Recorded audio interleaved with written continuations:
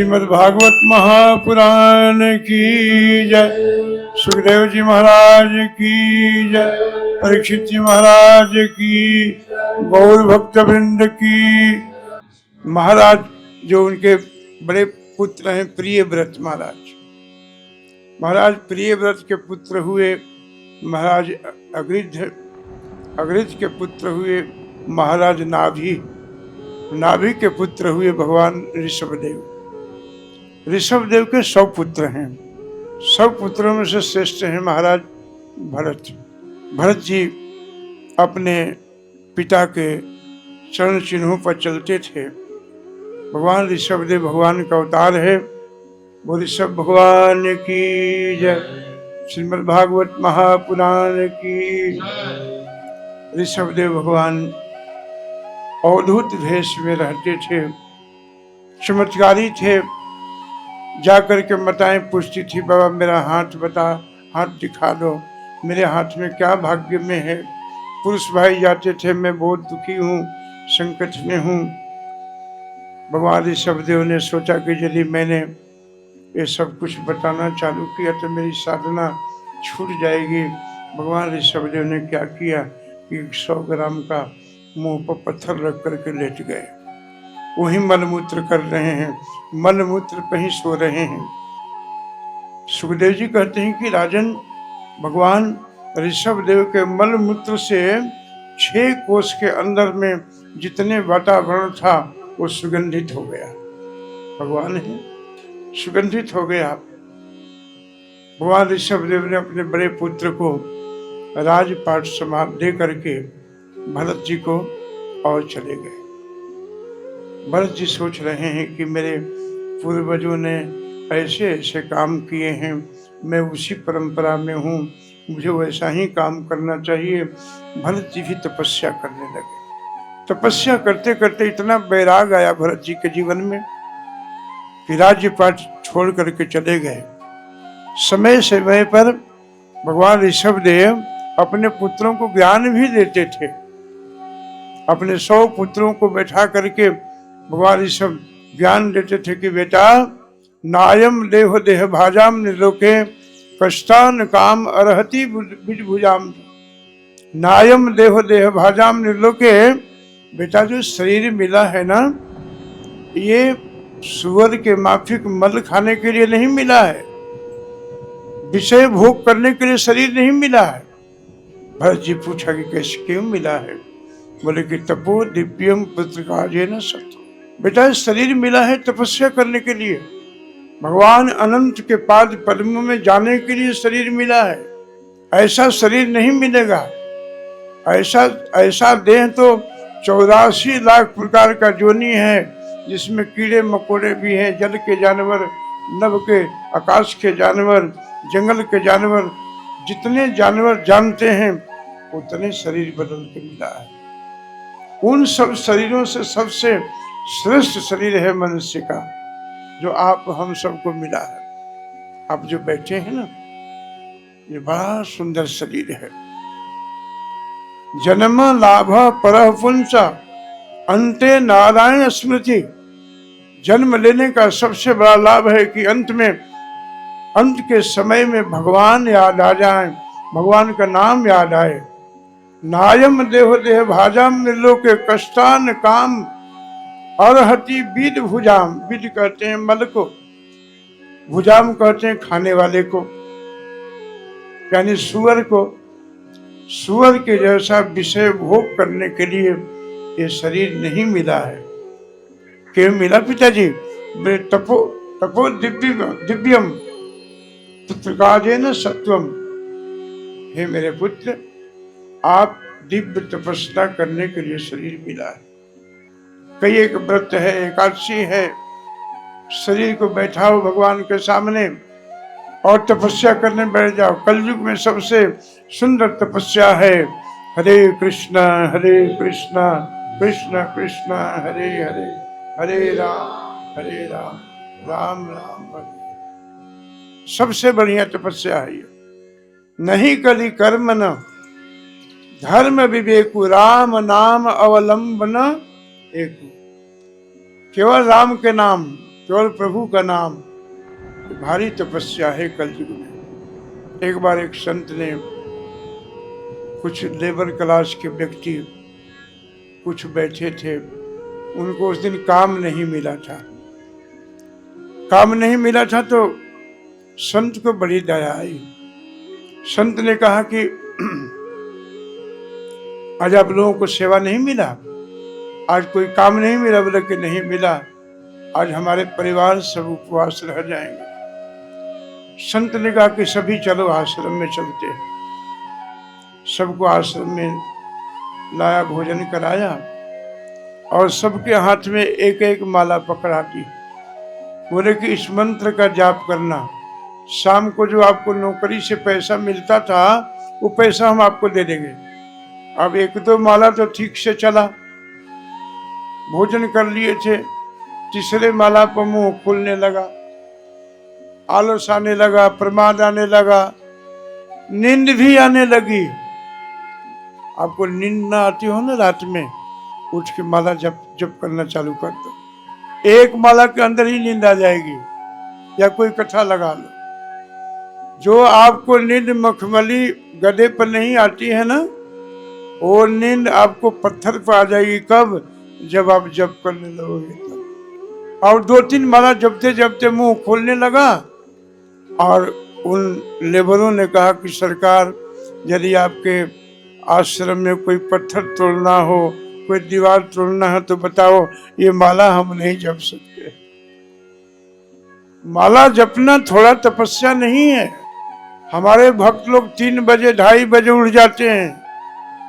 उतने करने के बाद मंगला आरती, गुरु पूजा क्लास करने के बाद भी शाम होते होते तब माला पूरा होता। ऐसा है ना। माला जपना, नाम जपना कोई छोटा तपस्या नहीं है, बहुत बड़ी तपस्या है। अपने समय समय पर अपने बच्चों को शिक्षा देते रहे। भगवान ऋषभदेव चले गए और इसके पश्चात में पुनः फिर भरत जी ने सोचा कि हमारे पूर्वजों ने ऐसे सब कुछ किया है, हमें भी यहाँ से निकल के जाना चाहिए। भरत जी ने घर छोड़ दिया और गंडकी नदी के तट पर जाकर के आसन लगा करके एक छोटा सा झोपड़ी बनाया। उसी झोपड़ी में रह करके गंगा जी का स्नान करके और भगवान के नाम जप कर रहे थे। बड़े ध्यान से जप कर रहे थे। दिन का समय था।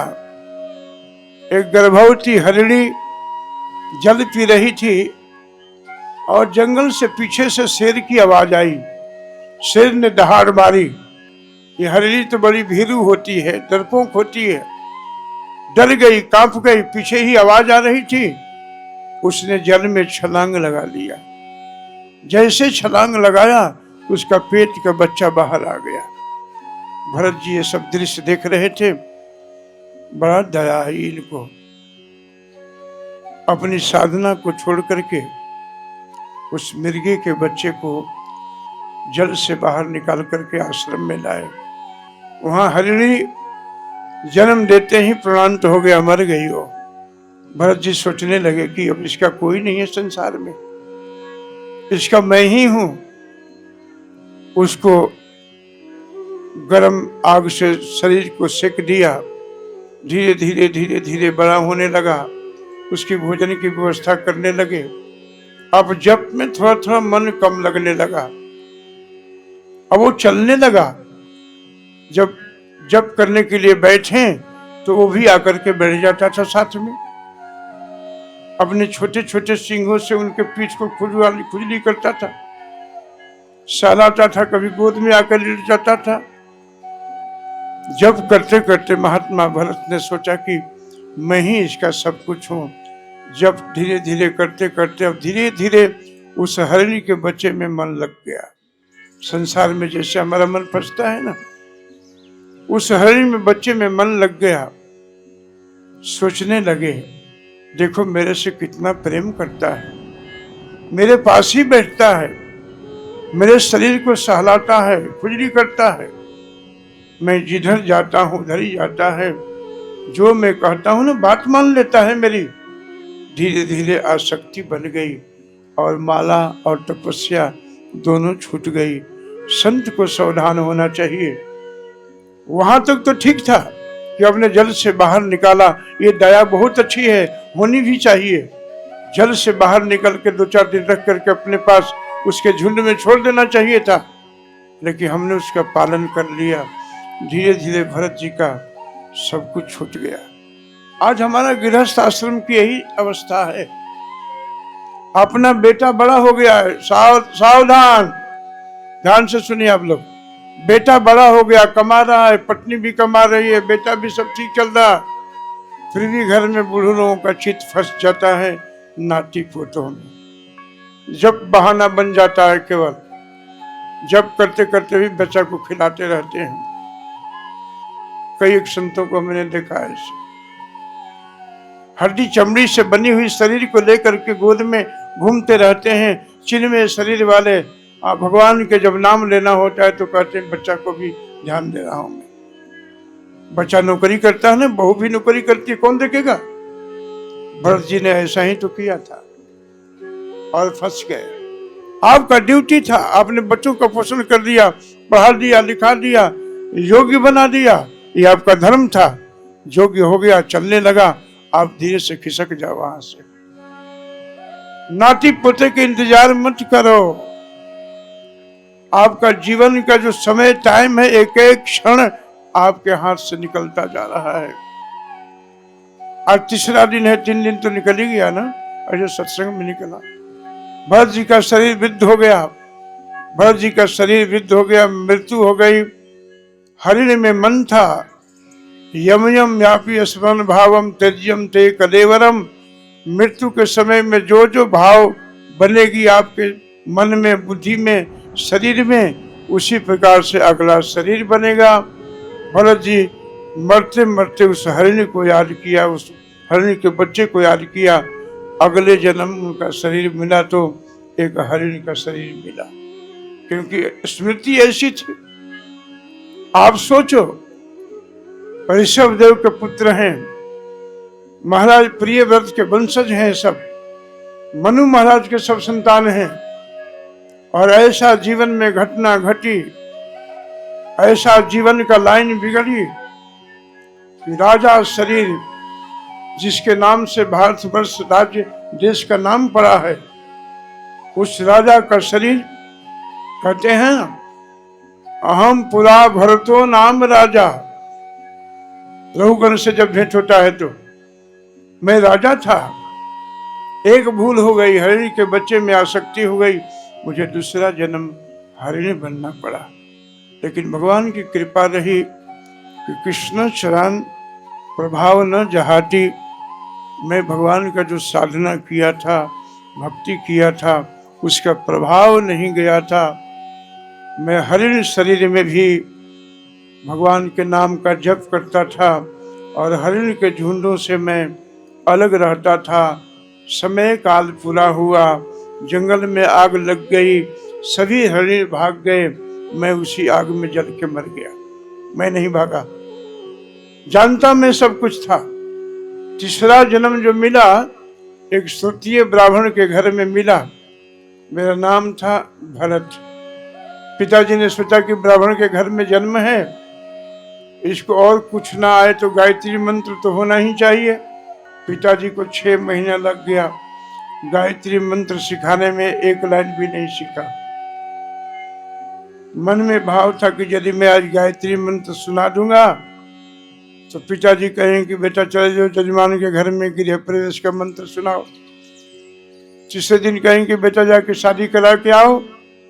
पिछले जन्म का स्मृति थी, ज्ञान था, जानते सब कुछ थे, लेकिन कुछ भी नहीं ज्ञान हुआ। पिताजी ने कहा कि ये जड़ है, इसलिए उनका नाम पड़ गया जलभरत जी। बोल जलभरत महाराज की। जलभरत जी नाम पड़ा।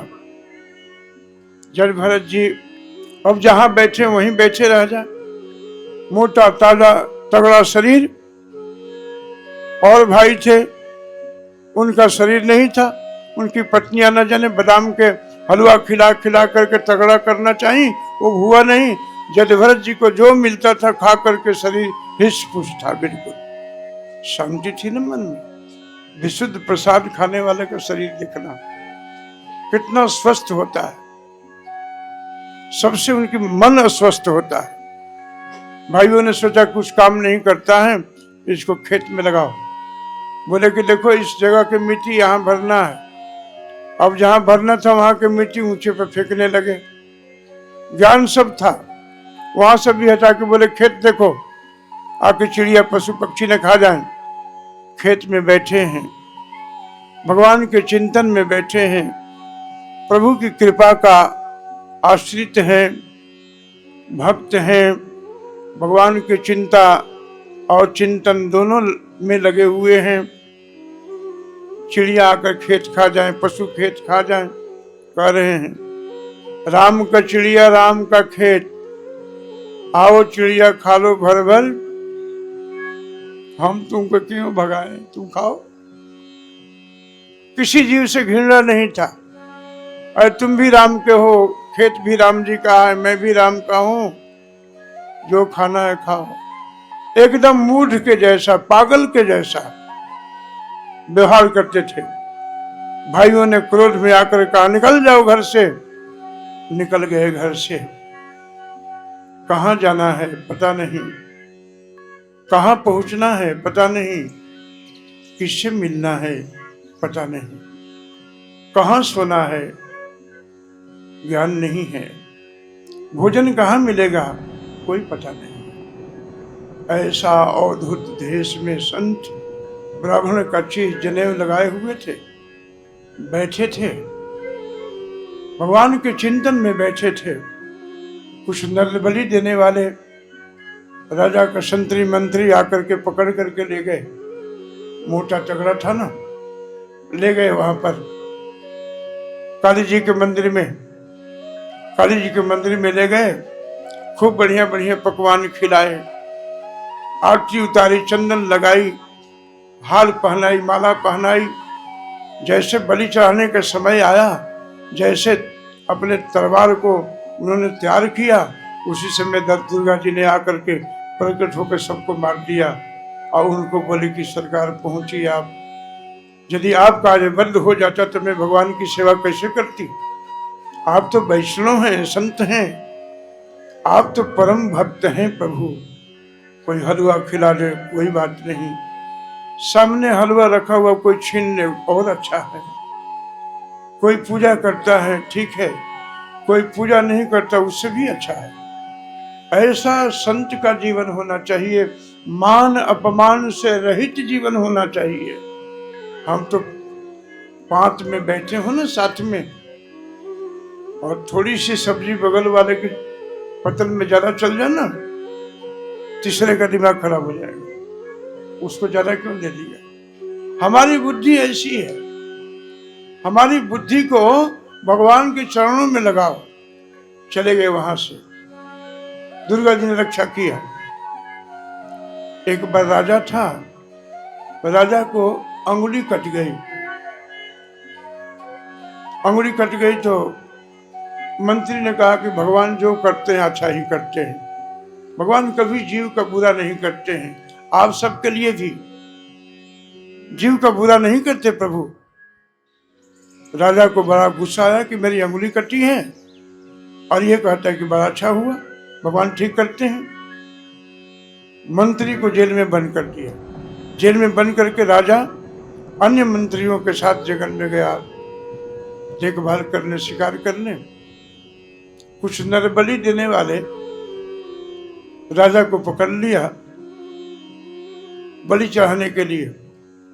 उसको तैयार करके सब कुछ जो तैयार किए, जब मारने चले तो एक ने कहा कि भैया देख लो इसका कोई अंग भंग तो नहीं है, क्योंकि अंग भंग वाले, जिसका अंग भंग हो, कटा पिटा हो, उसको दुर्गा जी बलि स्वीकार नहीं करती हैं। देखा गया तो उनकी अंगुली कटी थी। बोले कि लो भैया इसकी तो बलि दे ही नहीं सकते आप। अब कहाँ गर्दन पर तलवार चलने वाला था, कहाँ मुक्ति हो गई अंगुली कटने से। राजा घर लौट करके आया, डरा हुआ था राजा। मंत्री को जेल से मुक्त किया। मंत्री जी मान गए कि भगवान सबके हित के में काम करते हैं, सबके हित के लिए ही कुछ भी हो जाए उसमें हित छुपा हुआ है, उसमें कल्याण है। मान लिया मैं, लेकिन आप पर भगवान ने कौन कृपा किया कि आप महीनों जेल में पड़े रहे। मंत्री ने कहा कि सरकार आपसे कृपा मेरे ऊपर ज्यादा हुआ। बोले कैसे? बोले कि ऐसा कभी हुआ कि आप जंगल में जाएं हम न जाएं साथ में? हम भी तो आपके साथ में जाते ना। तो आप तो अंगुली कटी थी, बच गए थे, हम तो अच्छे भले पंडित गर्दन कटा के आ जाते। तो भगवान ने हमें जेल में बंद करके रक्षा कर लिया और आपकी अंगुली काट करके रक्षा कर लिया। ये बात कहने सुनने में तो थोड़ा सरल लगता है, लेकिन ये बात चिंतनीय है। भगवान संसार में जो कुछ भी करते हैं सब हमारे हित में करते हैं, कोई गलती नहीं करते हैं। दक्षिण भारत से एक राजा डोली पर चढ़ करके आ रहा था, उसी जंगल से महात्मा जलभरत जी बैठे थे और डोली पर बैठ करके आ रहा था। एक कहार उसमें बीमार हो गया। राजा से कहारों ने कहा कि सरकार 3 से कैसे चलेगा, एक बीमार हो गया। राजा ने बड़े गर्व में आके कहा कि संसार मेरा है, मैं इस देश का राजा हूं, जो मिलता है उसको लगा लो। और तो कोई मिला नहीं, मोटा ताजा जलभरत जी मिल गए, उन्हीं को लगा लिया डोली में एक तरफ। अब राजा तो डोली में बैठे हैं, जलभरत जी तो संत हैं, वैष्णव हैं, भगवान के प्रिय जन हैं। छोटे मोटे जीव आए ना चरणों के साथ में, तो थोड़ा सा झंप लगा दे उसको बचाने के लिए, हमारे पैरों से जीव न मर जाए, हम उनको कुचल न दें, पैर न लग जाए। अब डोली हिली तो अंदर में बैठे हुए राजा को कैसा लगेगा? सर लगता है डोली में।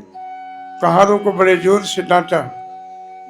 कहारों ने कहा कि सरकार हमारी कोई भूल नहीं, हमारी कोई गलती नहीं है। बोले क्यों?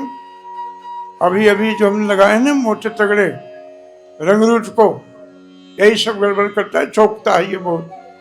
डोली से अपने सर को निकाल के कहता, क्यों बहुत देर से लगे हो ना? हालांकि कम देर से लगे थे, बड़े दुबले हो, कमजोर हो, हालांकि मोटे तगड़े थे। व्यंग बोलने लगा, हालांकि बड़े मोटे तगड़े थे, लेकिन बोलता है दुबले हो। थे जवान, बोलता है बुढ़ापा भी आ गया ही तुम्हारा। ठीक से डोली ढो, मैं तुम्हारी चिकित्सा कर दूंगा। अपने स्वभाव को कैसे बदल सकते हैं? यदि दुष्ट व्यक्ति अपने स्वभाव को नहीं बदलता है तो सज्जन व्यक्ति अपने स्वभाव को कैसे बदल सकता है? फिर वही अपने आदत के अनुसार डोली में लगे और जहाँ चींटियां आई, छोटे छोटे जीव आए, उनको बचा के चलते हैं। कंधा हिलता है, डोली हिलता है, ऐसे हिलता है। राजा बड़े परेशान हो गया। और रोड खराब हो, आगे ड्राइवर साहब बैठे हों और पीछे मालिक बैठे हों, और रोड में जंप हो तो ड्राइवर को तो कम लगता है, जो पीछे बैठा है ना सेठ, उसको जरा उछलना पड़ता है, उछलता है। वैसा ही डोली में हो रहा था सब। क्रोध में आकर के राजा रघुगण डोली से नीचे उतरा और कहा कि तुम्हारी मैं चिकित्सा कर दूंगा। जलभरत जी ने सोचा कि यदि मैं आज नहीं बोला ना तो इसका सुधार नहीं हो सकता है। कभी नहीं बोले, जितना जीवन में संकट आया सब सहन करते रहे, लेकिन जब राजा रघुगण ने व्यंग पर व्यंग, अपमान पर अपमान करने लगा, तब बोले कि आखिर इसकी डोली का जो वजन है, भार है, मेरे कंधे पर है। मेरा धर्म बनता है, ड्यूटी बनता है कि इसको मैं आज समझाऊं। बोले रघुगणे तप तपसा न आती। हे राजा रघुगण, आखिर वो भी सत्संगी था, भगवान कपिल के आश्रम में जा रहा था सत्संग करने के लिए। किसकी चिकित्सा करोगे? जिस शरीर का चिकित्सा करोगे, शरीर को दंडित करोगे, शरीर की चिकित्सा करोगे, वो शरीर तो मैं हूं नहीं। शरीर पर दुख आता है, मान अपमान आता है, सर्दी गर्मी आता है, वो शरीर पाता है, और शरीर में हूं नहीं, तो किसका अपमान करोगे? अब ये जब बात कही तो उसको लगा कि भाई ये कोई छोटा मोटा कहार ढूंढने वाला नहीं है। पूछ लिया, आप कौन है? कहीं मैं जिसके पास जा रहा हूं वही तो नहीं है? कहीं कपिल भगवान तो नहीं है? बोले कि तुम्हारा दूसरा भूल है। तो आप कौन है? भगवान रघुगण कहते हैं कि जो तुम हो वो मैं हूं, जो तुम में बैठा है मेरे में वही बैठा है। वो कहता था नीचे उतर के बात कीजिए ना, आपकी अब बातें समझ में नहीं आती, बड़ी ऊंची क्लास की बात करते हैं आप। बोले कि राजन तुम ही वही हो, आपकी ये भावना, आपकी सद्भावना ऐसे कैसे बढ़ी, देह से परे कैसे हुए? रघुगण जी ने कहा कि जटभरत जी ने कहा कि रघुगणे तप तपसा न याति न चर्या निरूपणा गृहीत्वा न छंदसा नैव जलाग्नि सूर्यो बिना महत्पाल रजोभिषेकम। राजन संसार में चाहे जितना उपाय कर लो, जब तक महत्पाल महत सेवाया ऊंचे ऊंचे भक्तों का संग जब तक नहीं करोगे ना, न याति तुम्हें कुछ भी नहीं मिलेगा। जिस तपस्या के लिए तुम चले हो, रघुगणे तप तपसा न याति, उस तपस्या से भगवान नहीं मिलने वाले हैं। क्या क्या तपस्या? निरपणा गृहीत्वा, घर छोड़ने से भगवान नहीं मिलते हैं, घर में रहने से मिलते होंगे। बोले भी पक्का जरूरी नहीं है, कभी कभी भगवान घर में मिलते हैं। ऋषि लोग महर्षि लोग जंगल में तपस्या करते हैं, जंगल छोड़ के जब घर में आते हैं, दशरथ के आंगन में आते हैं तो राम जी का दर्शन हो जाता है। ये जरूरी नहीं कि भगवान कहाँ मिलेंगे, भगवान स्वतंत्र हैं। जहां आपकी भक्ति पौड़ होगी, पुष्ट होगी, जहां साधना आपकी अंतिम चरम पर पहुंच जाएगा, वहां भगवान आपको मिल जाएगा। भगवान को मिलना छोड़ना ये आपके हाथ में है। रघुगणे तप तपसा न याति न निरूपणा गृहीत्वा, घर छोड़ने से नहीं, न छंदसा, बहुत शास्त्र अध्ययन चिंतन से भी नहीं मिलते हैं। न छंदसा नैव जलाग्नि सूर्यो, जल में खड़े होने से भी नहीं मिलते हैं। सूर्य के तीखे धूप में भी तपाने से नहीं मिलते हैं। अग्नि को चारों तरफ से बोझ करके बीच में बैठने से भी नहीं मिलते हैं। न छंदसा नैव जलाग्नि सूर्यो। राजा ने धड़ाम से चरणों में गिर पड़ा और बोला कि तब भगवान मिलते कैसे हैं, आप वो उपाय बताओ। ये उपाय बता रहा है भागवत, आप भी सुनो। बिना महत्पाल रजोभिषेकम, जब तक महान संत के पाद पद्मों का रज लेकर के जब तक अभिषेक नहीं करोगे, तब तक भगवान नहीं मिलेगा। राजन, जो महत्पाद हैं, जो महाजन हैं, जो भगवान को ठीक से जानते हैं, तत्व से समझते हैं, ऐसे भक्तों के चरणों के रज को लेकर के माथे में तिलक लगाओ, उनके चरणों के रज से अपने को स्नान कराओ, तब जाके भगवान मिलते हैं। आचार्य लोग कहते हैं कि रघुगण वहीं पर भक्त बन गया उनका। जटभरत जी के जैसा कोई संत मिल जाए। हम तो कहते हैं भगवान से आपका कोई परिचय नहीं, कोई बात नहीं, भगवान के जन जो भक्त हैं उनसे ही आपका परिचय हो जाए, जान पहचान हो जाए, आपके संदेश को वो पहुंचा देगा भगवान के पास, आपका काम बन जाएगा। ऐसा भजन करो, ऐसा भजन करो, ऐसी साधना पौढ़ करो, ऐसा भगवान से प्रेम करो।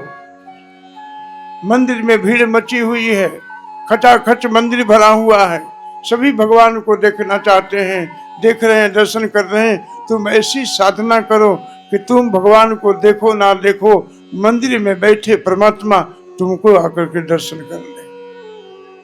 ऐसी साधना करो। अब समझ में आया कि हमने क्या कहा।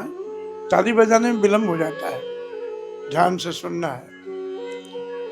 हमारी साधना पौड़ होनी चाहिए। रघुगण वहीं पर सब कुछ रख दिया। ऐसा जीवन यात्रा रहा भगवान राम भगवत धाम को प्राप्त कर लिए। भाव ये है कि यदि जीवन का एक लाइन बिगड़ जाए तो हमारे कई एक जन्म बिगड़ सकता है।